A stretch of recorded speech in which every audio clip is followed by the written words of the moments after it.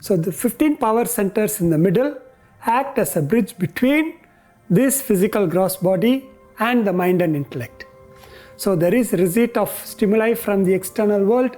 It goes through this fleshy organ and then goes to the power centers of perception.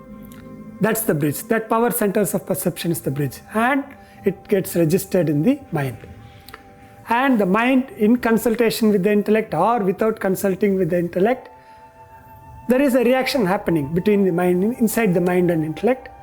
Then the responses goes back to the world through the power centers of action. That the power center of action is the bridge. And through the bridge, it gets transferred to the gross physical organs of action.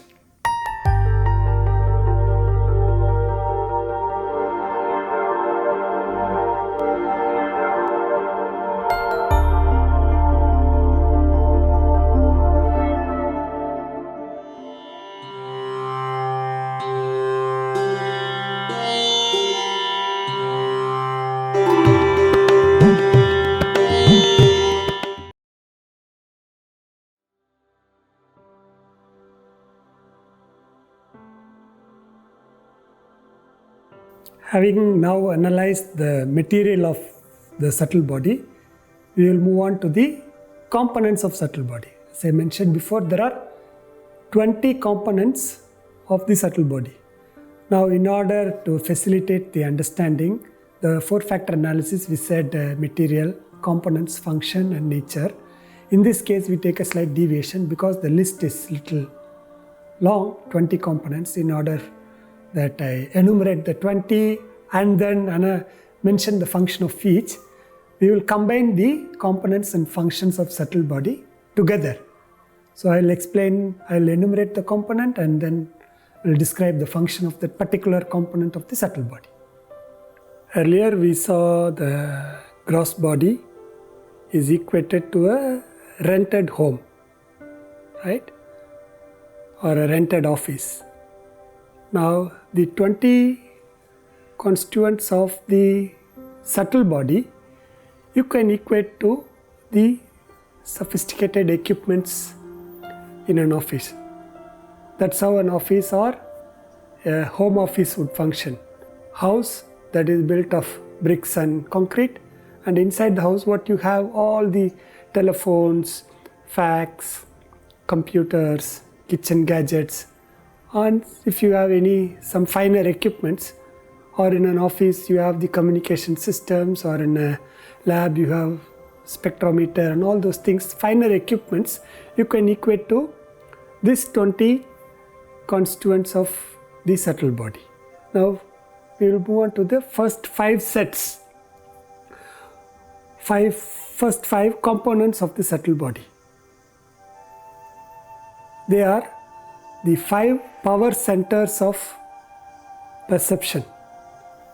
Otherwise, you can call it as 5 power centers of knowledge. You all know the 5 sense organs. What are they? Ear, skin, eyes, tongue and nose. These 5 sense organs are their fleshy part in the alive body and also in the dead body. But when we talk about the power centers, that capacity in a human being to register the perception. As I said earlier, in a dead body, these 5 fleshy organs are there, but it doesn't register any of the perception. A dead body's eyes cannot see. So there is a power within the personality, that is the subtle body, that enables and coordinates between the fleshy organ and register in the mind. So that power we are talking about. So we say power center of perception. Why you say power center of or power center of knowledge? Why we say knowledge? When you see all activities in life, the entire world kind of enters through your 5 sense organs. Eyes for color and form, ear all the sound gets registered. Skin, all the feelings, touch feeling, not the emotional feeling, touch feeling, hot, cold, soft, hard touch, all that gets registered in the mind. Taste, smell. So these 5 stimuli first enters, then it interacts with the mind and intellect. The mind and intellect process the stimuli that coming in from these 5 sense organs, and there is a reaction within the mind and intellect, and there is some response or no response.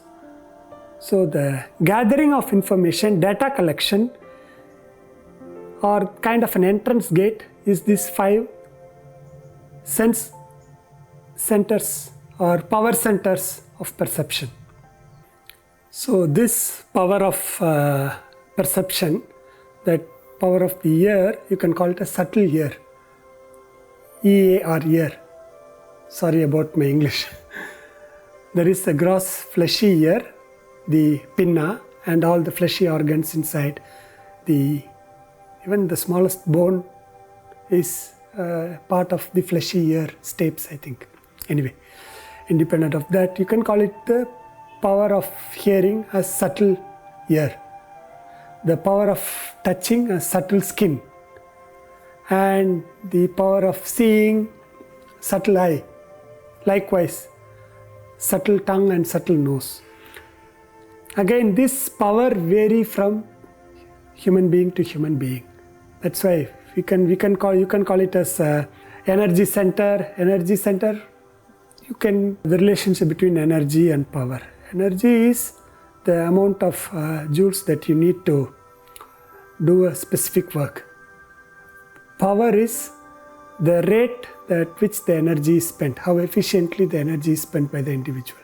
So that's why I am termed it as power centers of perception. So these power centers of perception vary from human being to human being. Perhaps if you see the movie, the Bourne Identity, or the Bourne series, this guy, he has extraordinary sensory power. He goes into a restaurant near a petrol station. As he gets in, he is able to narrate what all he see within a fraction of a second. His sense of hearing is extremely sharp. All his 5 senses are extremely sharp. That's how all the spy masters, counterintelligence officers are trained to use their sense perception in an extremely sharp way. There are some people, you can see one of your friend right in front of you. He will take at least a few seconds to register that you are standing in front of you. So that's the gradation that we are talking about, the power center of perception. Now, this power center is confined to its own faculty. It cannot be interchanged. The power center of eye cannot replace the power center of ear, or the power center of seeing cannot replace the power center of hearing, right? That you all can agree. Now, even in this, if you see, I have arranged the 5 power centers of perception in the order of ear, skin, eye, tongue, and nose. Even within these 5 power centers, there is something is gross, something is subtle. So now go back to the order of subtlety. Here the order of subtlety is determined by the number of sense organs that contact the subtle or gross state of matter. For example, space, sound travel through space. So ear can hear this sound. So ear is power of hearing is associated with space. You cannot touch space, you cannot feel space as it were, you cannot taste space, you cannot smell space, you cannot you cannot see the space, but you can hear space. Next is skin. Skin is associated with the state of matter of air. Skin is associated with the air. So likewise, eye is associated with fire. So eyes can see the fire, skin can feel the fire, and you can hear the fire. Then water is associated with tongue. 4 sense organs can contact. You can taste water, you can see water, you can feel water, you can hear the water. Then nose is associated with earth, smell, taste of smell associated with earth. And all the 5 sense organs can contact earth. So this is the order of subtlety. Why I am mentioning it now? Again, this is going to help us in understanding creation much better. So the 5 power centers of perception we have discussed. Now we will move on to the 5 power centers of action. So the next 5 components of the subtle body is the power centers of action. You get receipt of stimuli from the world through the power centers of perception. Then you process with the mind and intellect and you respond back to the world. The response is using these 5 power centers of action. And what are they? The power center of speech. You all know. I can give so many examples about the power centers of speech, but now considering that you are all powerful intellects, you all know the importance of speech. So I don't need to get into the different aspects of speech. For example, you can say speech is after the intellect, the power center of speech is the next most powerful subtle organ in the body. What a speech can do in history, you all know. And speech is not only the actual speech. The words of great masters that are written down, the words of Christ is still applicable. So that's the importance of speech. I am giving the highest, and some of the, there is a saying in Tamil, but I am going to translate in English. Like the scar of burnt fire in your skin fades away in time, but the hurtful words that you used on someone will never heal. This wound will heal and the scar will go, but the hurtful speech, the hate speech that you confer on fellow human beings, that scar will never go away, or it takes a long time to go away. So that's the importance of speech, power of speech. So the next power center of action is the hands. The next, all the things that you handle in life, that's why handle in life, you use the hands. So hands are so important.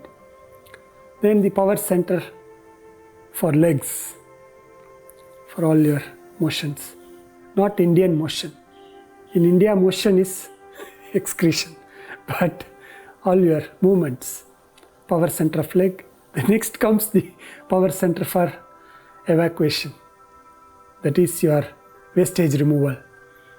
Then the power center for reproduction, that is the subtle organ of reproduction. When I say power center for speech is the subtle organ of speech. Power center of hands is the subtle organ of hand, not the actual fleshy organ. Fleshy organ is here. The same fleshy organ is in the dead body, but this hand moves. So there is a power center of hand that enables these hands to move.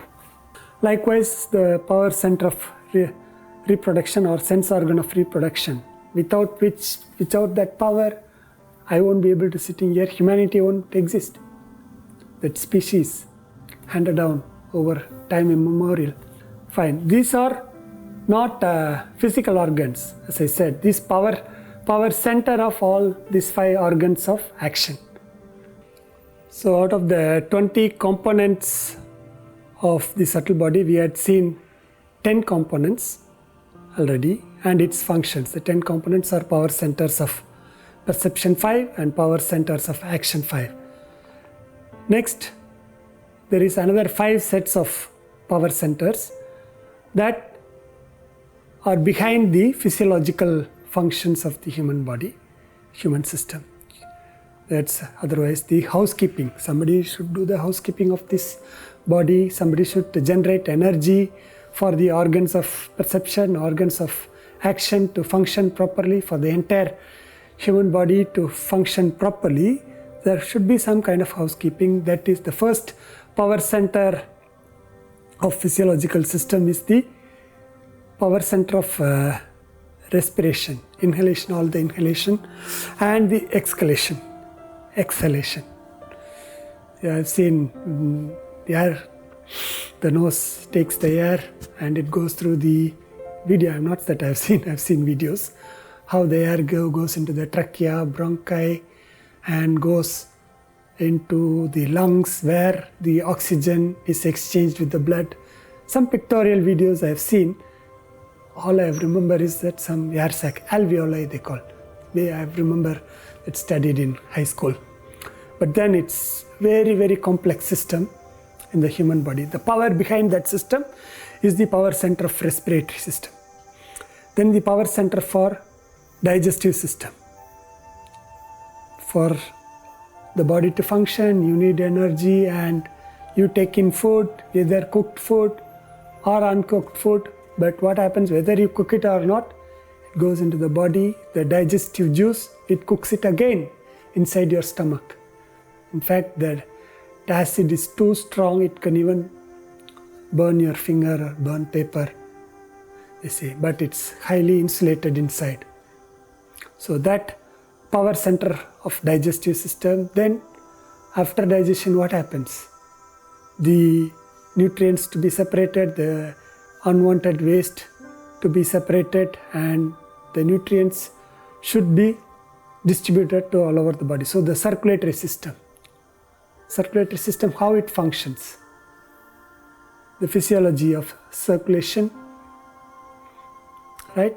So that is the power center of circulatory system. Then we said the wastes are removed.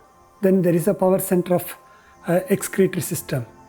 Even the sweat is form of an excretion, and the urine and the other solid waste removal. So there is a power center which does this. And finally, there is one more important system which is very rarely noted. That's the emergency shutdown system in the human body.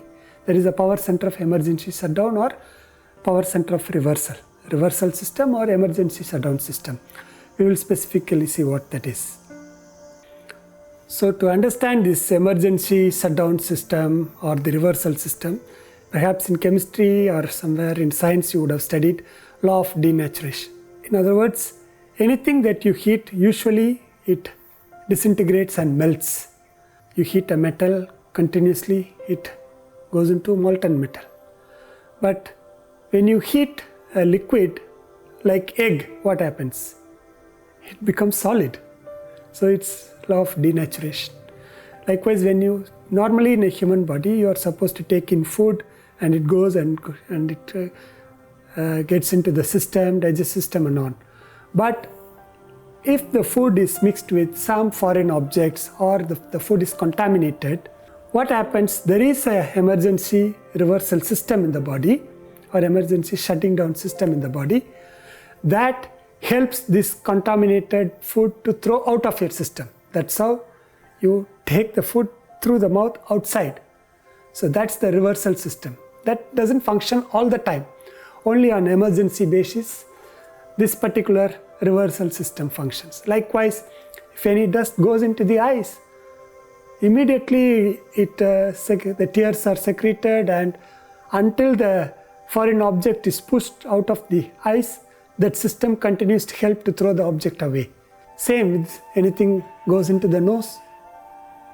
You snort out and you start sneezing, and until the foreign object gets out. So this is one function of the reversal or emergency shutdown system in the body, and this is the power center as well. Now there is a second function that this reversal system does is at the time of death. Again, this is a little subtle concept. At the time of death, what happens? all the physiological function slows down, kind of reverses. Some people, when they stretch on in life, they won't be able to eat. So this reversal of all other physiological system is facilitated by this reversal or emergency shutdown system. And for this, at the time of death, this system helps to extricate the entire subtle body out of the gross body. Again, this is not a fairy tale story. When we get to theory of reincarnation and when we discuss causation principles, this claim will be substantiated. So as of now, you just understand this reversal system or shutdown system helps to extricate, as a dentist extricate the tooth. Here in this case, the reversal system, shutdown system helps to extricate the subtle body to go out of the gross body. So out of the 20 components of the subtle body, we have completed 15. Now what are the 5 remaining? The 5 remaining are the mind. There are 2 kinds of intellect. Before I always talked about intellect. Now I am introducing something. There are 2 kinds of intellect. Gross intellect and subtle intellect. Intellect as itself is subtle than the mind, but within the intellect there are 2 types, gross intellect and subtle intellect. Then we talked about memory and ego, together 5. So the final 5 we will analyze now. These 15 power centers that we talked about, these 15 power centers acts as a bridge between the gross physical body and the mind and intellect. The mind and intellect are subtler than these 15 power centers. So the 15 power centers in the middle act as a bridge between this physical gross body and the mind and intellect. So there is receipt of stimuli from the external world. It goes through this fleshy organ and then goes to the power centers of perception. That's the bridge. That power centers of perception is the bridge, and it gets registered in the mind. And the mind, in consultation with the intellect or without consulting with the intellect, there is a reaction happening between the mind, inside the mind and intellect. Then the responses goes back to the world through the power centers of action. That the power center of action is the bridge. And through the bridge, it gets transferred to the gross physical organs of action. And for this to function in a coordinated way, the third power centers of energy, that physiological functions, that acts as a bridge between the mind and intellect and the gross physical body. So these 15 power centers, I can go and talk about each of it in a much detailed way, crack lot of jokes, but I know this kind of classes should be filled with fun and jokes to make the class more interesting. But the house is on fire. I am addressing the 10 million people. Even if at least 2, 3 million or 4 million takes this message seriously and communicates this important message to younger generation, So there is a lot of time that if you ask my friends, they know. Anybody who sits with me all the time laugh with me. There is time for fun, there is time for joke, but this subject is what capturing infinity and how much joke that you can insert in this serious topic. And you 10 million people, you are all very serious in life, you are all having the thirst to capture infinity, and considering that infinity is a huge subject, to capture that you all have spent a lot of time in your life researching this. Now here I am trying to provide that knowledge in a systematic way. So all that is required is your little more time and attention in studying the classes until now and further on. So now the 16th component of the subtle body is the mind. I have talked about the mind a lot of times. I'll just quickly run through. Mind is the seat of all your desires, all your emotions, all your dilemmas, all your confusions, all your misunderstandings. They all seated in the mind. The next we will go to the intellect. And remember, the mind is made of subtle matter. Intellect, I said there are two kinds of intellect. The functions of the intellect we have already discussed. I have already mentioned a lot of time. The capacity to think, reason, judge, discriminate, validate, all that is the function of intellect. Now, I said there are two kinds of intellect. One is the gross intellect, another is the subtle intellect. Gross intellect is the capacity of thinking in you that deals with the observable universe. Anything within the observable universe, all the analysis that you make objectively, all the scientific experiments, all the thinking that you perform within this periphery is the gross intellect. Subtle intellect is the same aspect of intellect in you that posits something beyond the world, that posits the possibility of infinity, that posits the possibility of wanting to capture the infinity.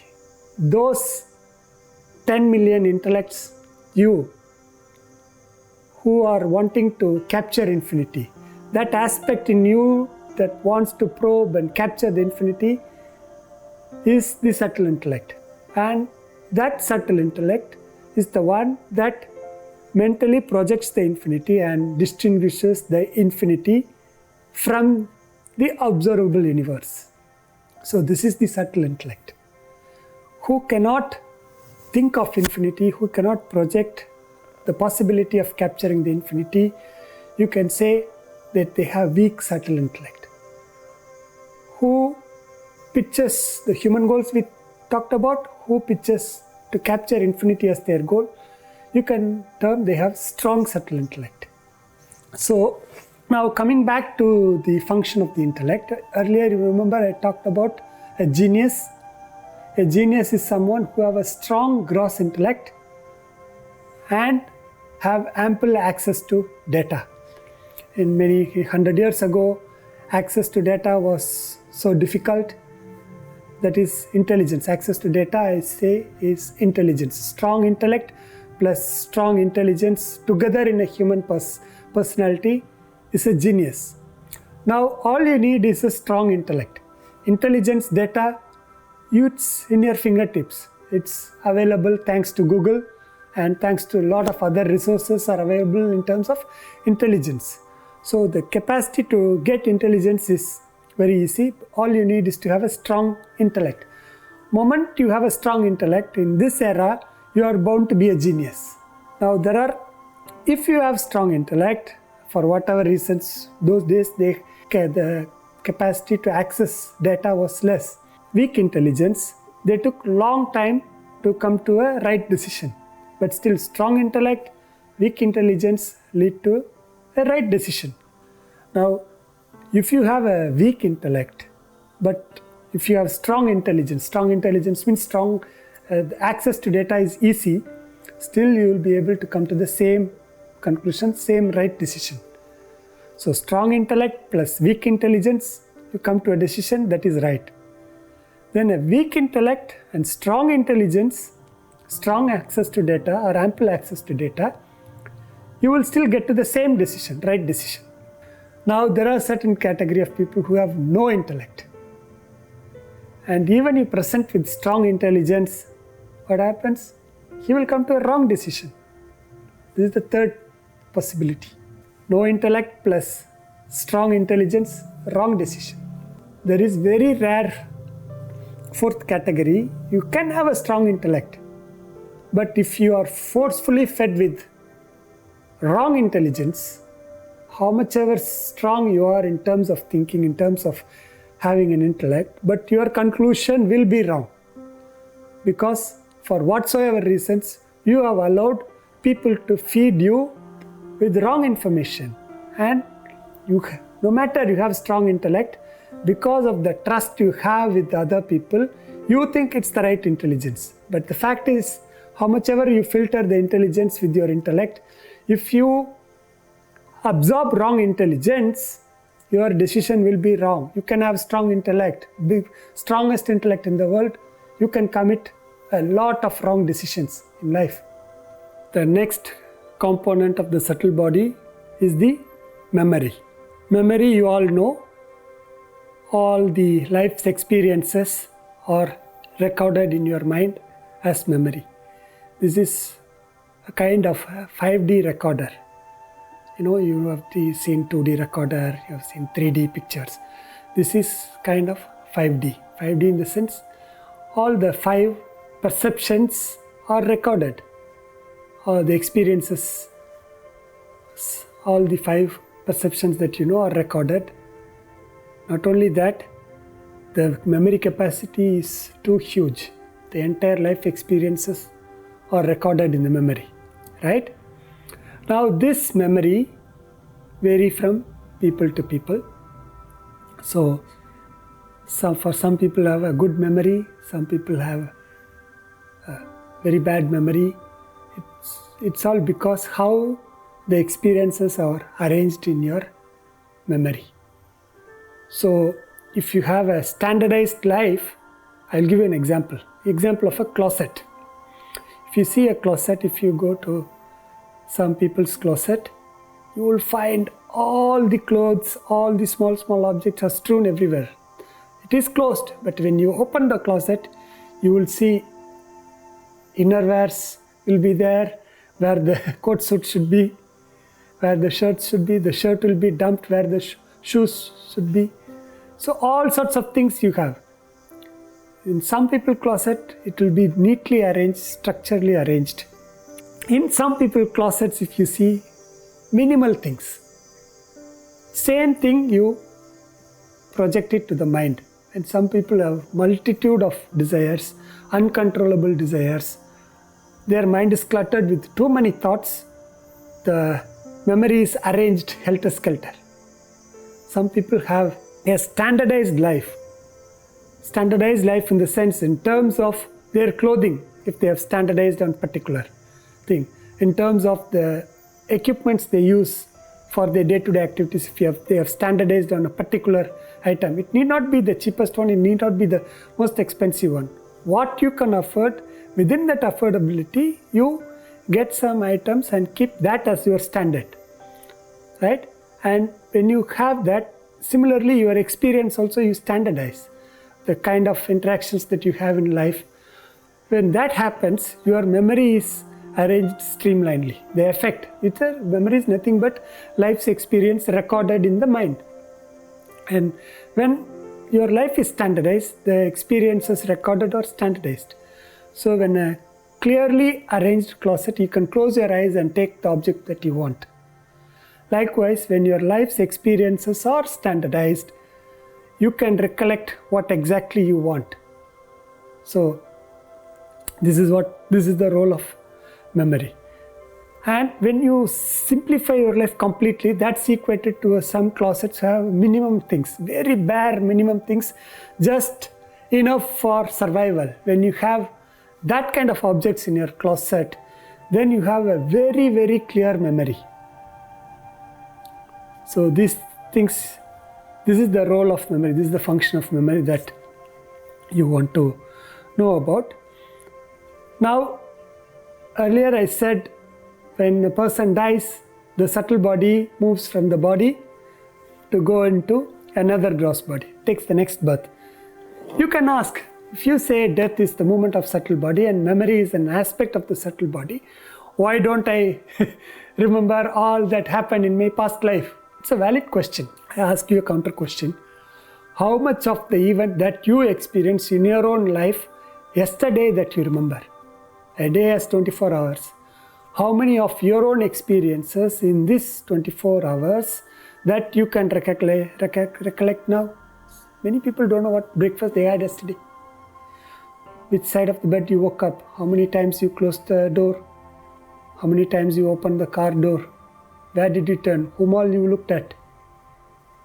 Can you, though it is recorded in your memory, are you able to recollect the following day? That is one thing. Second, suppose if you have given that capacity to remember, recollect all the past experiences, how many past lives you have? When we get to causal body, we are going to see you have infinite past lives. What happens is, forget infinite past lives. Consider if you have 1 billion past lives. If you are able to remember all that, how much memory capacity you need to have? That is one thing. That okay, even if you have the memory capacity, what happens if you remember all the 1 billion wives that you had in the past life? The wife in this life, for many people it gives happiness, for some people it gives, are not so happy thinking of the current wife. Imagine if you remember all the experiences that you had with all the wives of the past. There is a system in you that helps to forget so many things, like purging, recycle bin. In other words, when a person dies, even in your own life, you only recollect very significant events, very important events. Likewise, when a person dies, it's correct, the subtle body is moving to another body, but what it carries is what it knows in terms of knowledge. It can carry only the knowledge to the next life. Again, there are some clear indications, the proof that you carry the knowledge to the next life, and some stray memories that you could carry, that we have already discussed earlier, how a newborn baby is able to smile while sleeping. So unless it carries a streak of past life memory, it cannot, because it doesn't have memory of this life, it doesn't have experiences in this life. For it to respond, smiling is a response back to the world, it need to have received stimuli. It didn't receive stimuli in terms of experience in this life. So it's the logical conclusion, it's self-evident, observer's validation, that it must have some kind of memory that carry from past life. This is one aspect. Second aspect of the proof that you carry the knowledge from the past life to this life is, not all human beings exhibit this. You can see the different prodigies that you know, the talent, America Got Talent, UK Got Talent, all these things, child prodigies, child musicians, child spiritual prodigies. Some people get to heights in sports, all nothing but that knowledge that carried from past life. Again, this is an aside note, but this is clearly related to memory. Memory is an aspect of the subtle body, component of the subtle body. Next, we will go to the final component of the subtle body, ego. So the last component of the subtle body is the ego. Ego is in the form of thought that is nothing but a self-referencing thought that arrogates that this gross physical body, this subtle body is me. That one thought in you arrogates that this is me. How do you say that is another way? It is kind of related to the memory. How do you, when you say in common parlance, this guy is egoistic, or when a person is egoistic, what is he? He declares what he is, how big he is. How he is able to do? He is able to recollect his past achievements, what all he is important of, and he declares that I am this.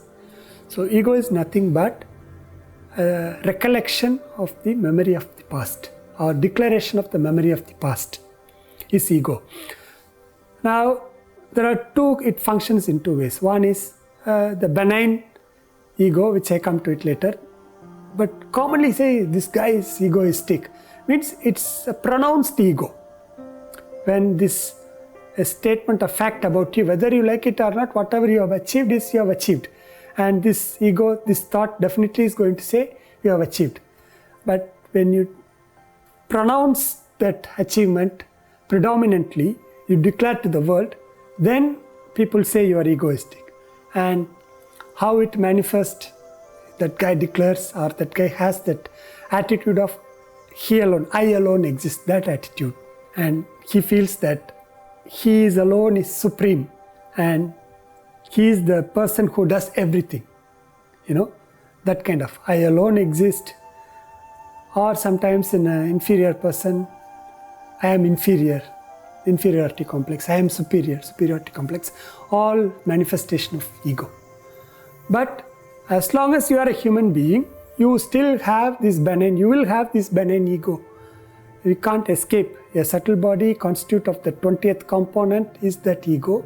That thought that says that this gross body, subtle body combination is me. That is a simple declaration, but it is a benign form of ego. But it damages the personality when it becomes pronounced.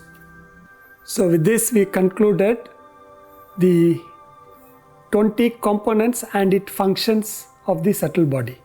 So function in the sense these 20 components together function in tandem and they do all transactions in the world using the gross physical body. The 20 components of the subtle body housed in the gross body together do all transactions in life in terms of experiencing all the pleasure and pain the world has to offer.